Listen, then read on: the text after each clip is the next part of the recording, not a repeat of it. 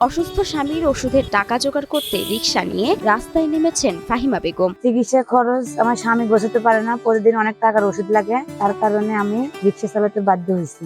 নাটোর সদর উপজেলার তেরাবাড়িয়া ইউনিয়নের আটঘরিয়া গ্রামের বাসিন্দা ফাহিমা বেগম। দীর্ঘদিন ফাহিমা বেগমের স্বামী তাহির উদ্দিন অসুস্থ থাকায় স্বামীর ওষুধ কেনার জন্য ও দৈনন্দিন সংসার খরচ চালাতে বাধ্য হয়ে রিকশা চালিয়ে জীবন জীবিকা নির্বাহ করছেন এই নারী। আমার স্বামীটা অসুস্থর কারণে আমি রিকশা চালাই। নাটোর শহরের বিভিন্ন অলিতে গলিতে রিকশা চালিয়ে যাত্রীদেরকে গন্তব্যস্থানে পৌঁছে দিতে দেখা যায় এই নারীকে। এই 3 চাকা রিকশাতেই শহরের অলিতে গলিতে যাত্রী নিয়ে যান তিনি। আমি ভাড়া মারি আপনার মাদেশে মোড়ে, হরিশপুরে, তারপরে আপনার একবেলা চাঁদপুরে, নাটোরে, তারপরে পানি কোম্পানির কাছে, তারপরে পিটিআই, নাটোরে অনেক জায়গায় আমি রিকশা চালাই। 2 মাস আগে কিস্তিতে 1,08,000 টাকার এই রিকশা কেনেন ফাহিমা। আমি চালাই বর্তমান 2 মাস হলো গাড়ি চালাই। কিস্তির উপরে 20,000 টাকা জমা দিয়ে রিকশা নিচ্ছি, 1,08,000 টাকা দাম গাড়ি। এই রিকশা চালিয়ে ফাহিমা দিনে 800 থেকে 1,000 টাকা পর্যন্ত ভাড়া আয় করেন। আমার স্বামী গাড়ি চালাতে পারে না, পরে আমি এখন গাড়ি চালাই। বর্তমান প্রতিদিন 700-800 টাকা, 900 টাকা করে 1,000 টাকা ভাড়া মারি।